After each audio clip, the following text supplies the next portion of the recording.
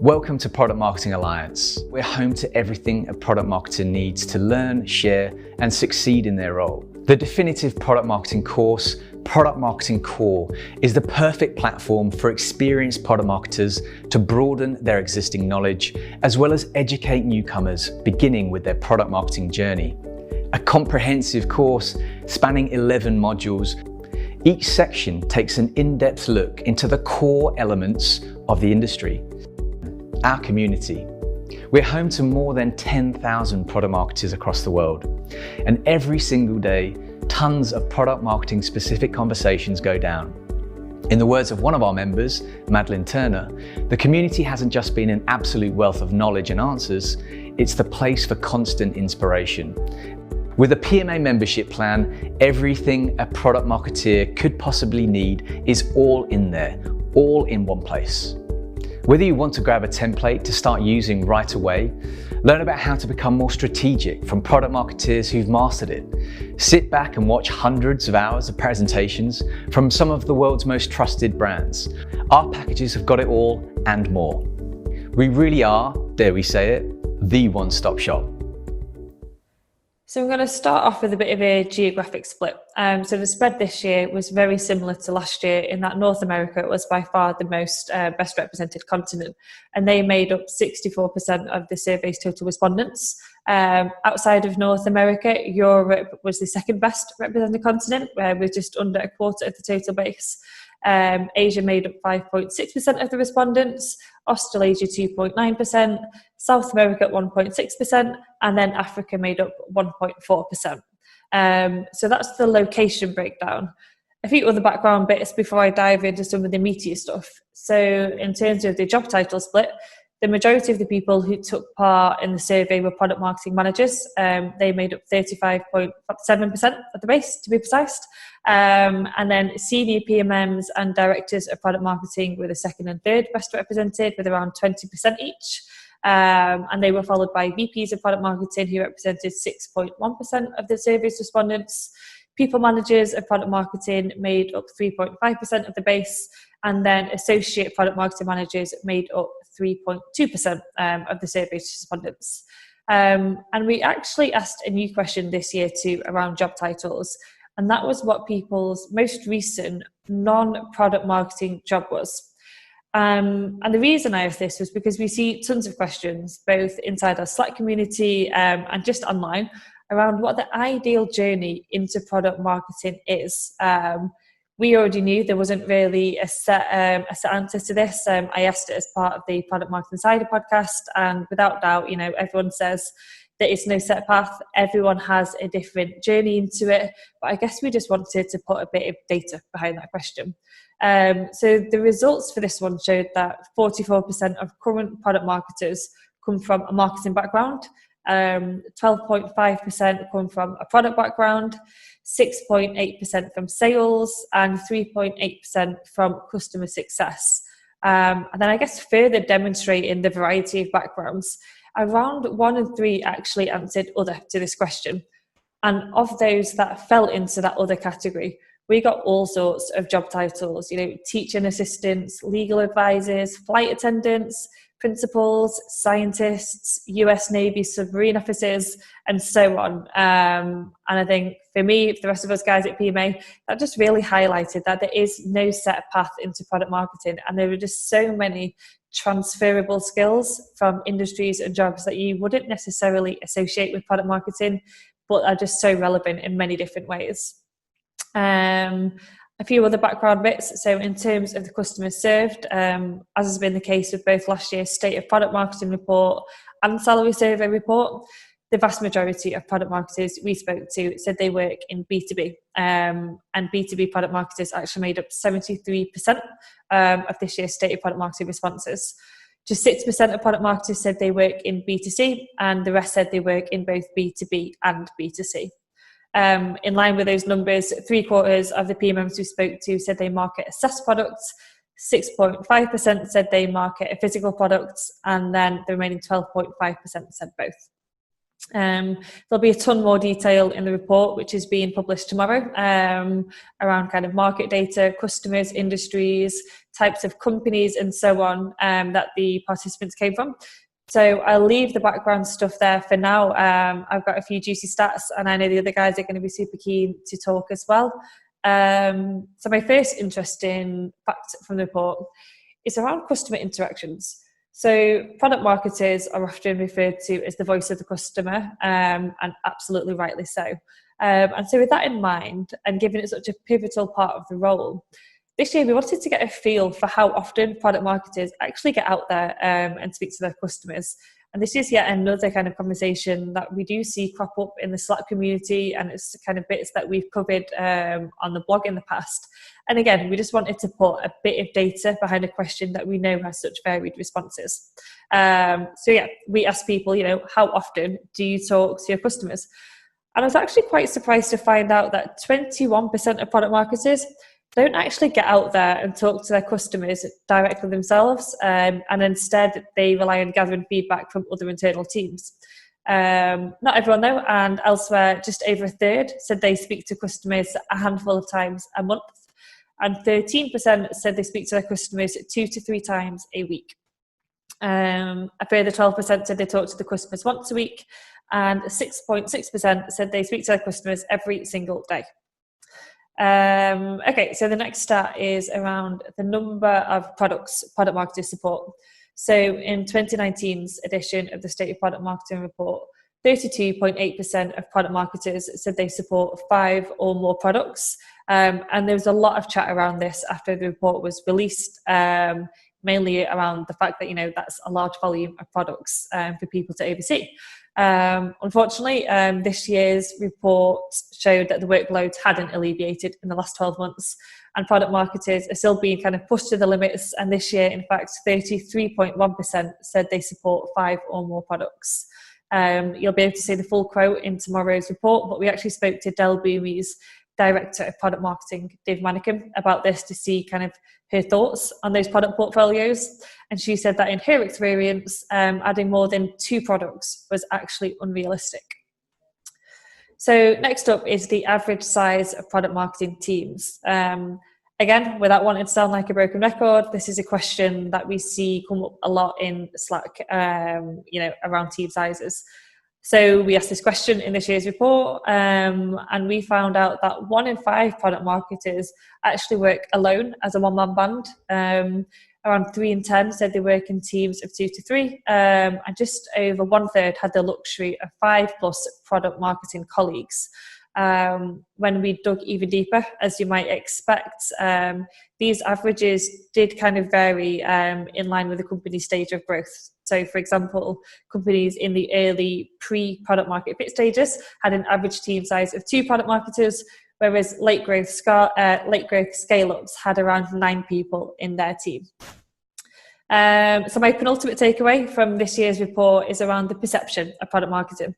And somewhat worryingly, when we asked the product marketers who took part in the survey if the other teams and stakeholders within their companies actually understood the role of product marketing, only 5.1% said, yes, they 100% get the role of product marketing. We already knew there was a lot of confusion and ambiguity around the role of product marketing, but to us, this was really low, and we'll definitely be asking this question again in 2021's edition of the State of Product Marketing, and we'll be crossing our fingers that that number definitely goes up in 12 months' time. Elsewhere, around half of the product marketers we spoke to said that within their organisation, some people do and some people don't understand their role, and 1 in 5 just said, no, it's a constant challenge trying to get people to understand what the role of product marketing is. So, final teaser for today's session. In our 2019 report, product marketers said they had an above average influence on their respective company strategy, with the average level of influence sitting at 6.5 out of 10. When we spoke to product marketers this year, 12 months down the line, we asked again how much influence they felt they had on the company's goals and strategy. And again, on a scale of 0 to 10, And the average had actually, disappointingly, decreased slightly this year to 6.3 out of 10, which obviously indicates that among some product marketers that they feel their role has less influence at their company than it did a year ago. Again, it's going to be super interesting to compare that stat, so 2020 stat, and again 2019 stat, to what we see in 2021's report. So in the report, like 59% of product marketers said they're like always present in these leadership meetings. What are your thoughts on that number? Kind of high, low, as expected, or?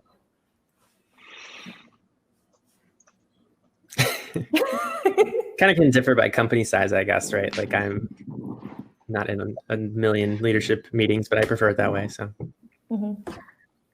would there be meetings you would definitely want to be in on, as opposed to others? Go on, Sapphire. I can see. Yeah, I mean, I'm always remote. I've been remote for 4 years now. So I think it's been really interesting the past couple of months, the shift to having, I already had a lot of meetings and now I have so many meetings because a lot of companies don't have just strong practices of, if I'm not in an office or if I'm not in a room with you, how do I communicate with you? And so a lot of the times I think that these meetings that we want to be in, maybe we don't actually need to be in them, and maybe nobody needs to be in the meeting, honestly. And so I think, I think like we as society, as like working professionals, need to redefine like what does a seat at the table mean? Does it actually mean a seat at the table in the meeting, or is it my work is represented here, our impact is represented here, and how do we best do that? I don't think that happens in a meeting. I think there's a lot of other work that we can do there. And I've heard people talking about when everybody initially went remote, a lot of people freaked out and there was just meetings about everything that in some cases could have been replaced by like a status update sheet or a dashboard, and certainly begs the question to always be assessing, when the actual collaborative brain time is needed as opposed to those other things. And one other thought I had, actually bridging back to the topic we were talking about immediately prior, I used to work at Canon, which is a Japanese company, and there was a concept of something called the Nimawashi, which is the meeting before the meeting. And the idea was socializing some of your ideas before the meeting. And I actually think that this is really important both for buy-in, but also as a time saver. So something as complex as messaging, it's hard to get it done in one session. Considering maybe sidebars that could take place before those meetings might save us all a lot of time if we show up already briefed and pre-read, and especially if they can't be depended on to do the pre-read, sort of tackling it in a washy way can help accelerate that too. Don't mind if I ask a question? I'm curious. So one of the top responsibilities that we have, and it came out in the study, was messaging and positioning. We're also talking about executive meetings and presenting messaging and positioning meetings, and we do a fair amount of that, but like positioning and messaging is very much so like, I own this, I work on it, I do a draft, my team comes in, they give a ton of feedback, maybe we have a brainstorm if we need to, but it's a very much so like, I don't know, I've never really sat in a room and presented the messaging in that way. Maybe that's because I'm not the person who's in that leadership meeting. So I'm just curious, others' experience kind of presenting something as sometimes so hard to wrap your head around as positioning and messaging in these type of meetings. You do run into issues where the rest of the marketing team isn't bought into the positioning because you haven't pitched it to leadership, though. I think that's what those meetings are hard, but I think that's the benefit of them, is that we go through those cycles. And then usually by the time we're out of it, we have a lot of buy-in so we can bring it to the rest of the teams. Yeah, we have an internal brand and creative team that's really amazing, and they do a lot of work with us, and those teams have a lot of executive buy-in. So I think maybe where we don't see that rub is we're working, like the core owners of it work to get it pretty far by the time we present it to people. We generally, we do the rounds. We get all their input before we create it. So maybe that's the difference in the way we work. Okay. So I think really interesting insights. I can see people in the chat definitely found what people are saying really helpful. I think something everyone is looking forward to is the future, because the past few months have not been great. So all we can hope for is that the next few months are a little bit better. And at the end of the report, talks about the future of product marketing. So as our sort of final thoughts in this discussion, if we go around and if you could give me sort of a couple of things that you think going forward are going to be important for the role. So Farhan, if we start with you for this, sorry to put it on you like that. Oh, good. Yeah, I think what's going to be super important is that education conversation needs to continue. And like you pointed out, right, I think the trend is starting to get there. Or maybe someone else pointed out, starting to blend together. But really around how we're seeing so many of vast spectrum in the job descriptions, right? And there's a couple of bucket of themes that are somewhat similar. But then largely you have to dig in much further and figure out, well, what's the actual issue that you're trying to get a product marketer to solve? And when that core set of issues becomes, I think, more and more clear, especially at the leadership level, before a job rec is even, forget about approved, but written, right? What's the understanding of where a product marketer can add real value in the longer term to shape the company's influence or strategy moving forward? I think that education piece is going to be super critical, especially when for most people saying, right, that 49% of product marketers are trying to get to the CMO role, right? And if that understanding is not there of how the product marketer can influence at that level, then they're going to constantly be battling up, right? And proving out that, oh, what do you mean? I will make a great CMO because of XYZ, and we're right back to square one. We're constantly advocating what the value of product marketing is higher in the organization. Awesome, thank you, Farhan. And JD, can we flick to you for some final thoughts? Yeah, I mean, it's a tricky role. I mean, all of us in product marketing, you're influencing without authority, right? I mean, this is all of us. And I think what we all have to kind of figure out within our own orgs, even within our own departments, is how do we get influence? And I would say that that's leadership too. I think leadership, you can look at and see a good leader is able to influence. You back that into how do I influence in this time with all of this? I think it comes down to communication. So I'm very hopeful. I think when we look at the amount of productivity apps, communication apps, we are overwhelmed. I think it's our job just to kind of show up, write the email, do the video, write the Slack message, over communicate, get that value, get that buy-in. I think the second piece to that is it's not going to happen overnight.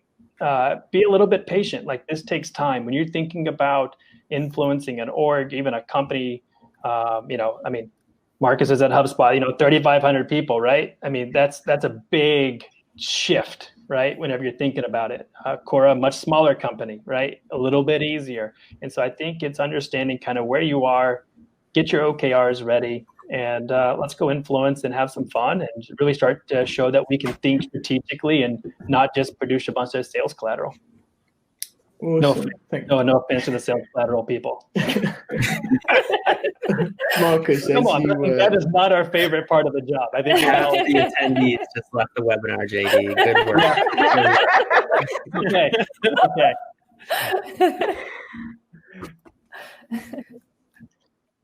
Yeah, Marcus, as you were directly referenced there. So I think, to me, there's been a ton of great progress and movement for product marketing over the last few years. Really, thanks to the community and PMA, especially, I think have done a really good job of bringing people together. But I think that there's there's a bunch of these things, but I think there's a spectrum, and our role right now is somewhere on the spectrum of being very tactical versus being very strategic. And I think we need to try and move it towards being more strategic, and so you're not just building sales decks, right? You're actually doing strategic work that translates into the sales narrative or something like that. I think we need to move the role from being unmeasurable to highly measurable, so we have this there's a spectrum again, and I still think we're probably on further towards the unmeasurable end of the spectrum, and we got to push that over. And then I think there's a spectrum on buy-in and your CMO being super enthusiastic and everybody in the company knowing exactly what you do, and then everybody being very confused and unclear about your role. And again, we're probably on the low end of that spectrum there too. So I think there's still a lot of work, and I think there's still a lot that we can do, especially in those three big areas of just like becoming more strategic, becoming more measurable, and really just getting more buy-in and clarity on the role. So that's what I hope, we come back next year and we've made a lot of progress there. Awesome. Okay. Rebecca? Yeah, very, very much to echo the rest of the panel. I think there's a lot to be excited about. I think I've never been this excited about product marketing. I've never felt as understood, at least by my peers, if not necessarily by everyone that we all work with day to day. I think what I was struck with this time around and seeing some of the feedback, and I would encourage anybody listening, read the quotes as well as all the stats. There's a lot of interesting perspectives in the quotes listed throughout the report. I think we have an opportunity to really consider this role for its full strategic impact. And I think that that's no small thing to think about. It takes time to have strategic impact. It takes knowledge to have that kind of impact. It takes relationships and value, and that can take time to build, and it can be a very intimidating thing to look at from the outside. And I don't think it's going to look the same in any role, no matter how many standards we set across this craft. So I don't think you enter product marketing for an easy set of answers. And I think that curiosity has to stay with you and that natural desire to keep pushing ahead. I will be interested to see where we are a year from now. We've spent a year of asking, how do we define product marketing? What is it? And I think this report shows why it matters that we keep asking those questions and pushing internally, because there's a cost if we're misunderstood, and there's a pressure on us to show value in new ways. All of which I think is going to continue shaping what this field looks like. Nice. And Sapphire, if you want to wrap all of that up for us. You save the best for last. Huh?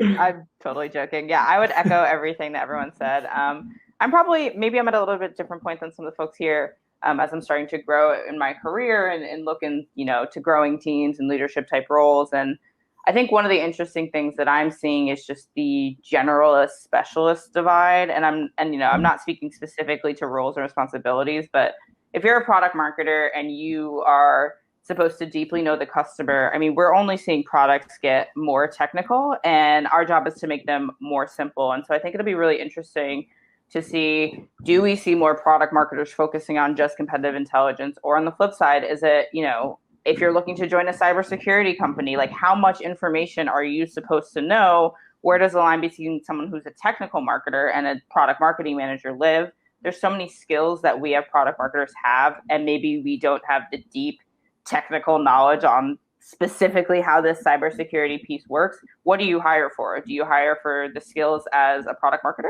or do you hire for somebody who has that knowledge? Do you think a product marketer can learn some of that? So I think it'll just be interesting to see how that starts to play out over the future. Awesome. Thank you all so much for really interesting perspectives and takes on the sort of preview. Thank you to everyone who tuned in. The report will be released tomorrow, so make sure you go and download it and take a dive. Let us know what you think about it. I'm sure the Slack community will be buzzing. And yeah, I think that will do. Thank you, Bryony, for the introduction. I have frozen, but I'm back. So yeah, thank you to everyone for taking part. And yeah, I hope to speak to you all soon, and I hope everyone enjoys the report. Thanks, guys. Bye, everyone. Thanks, Max. Thank Thanks, Brian. you. See everyone. Cheers. Bye-bye. Bye.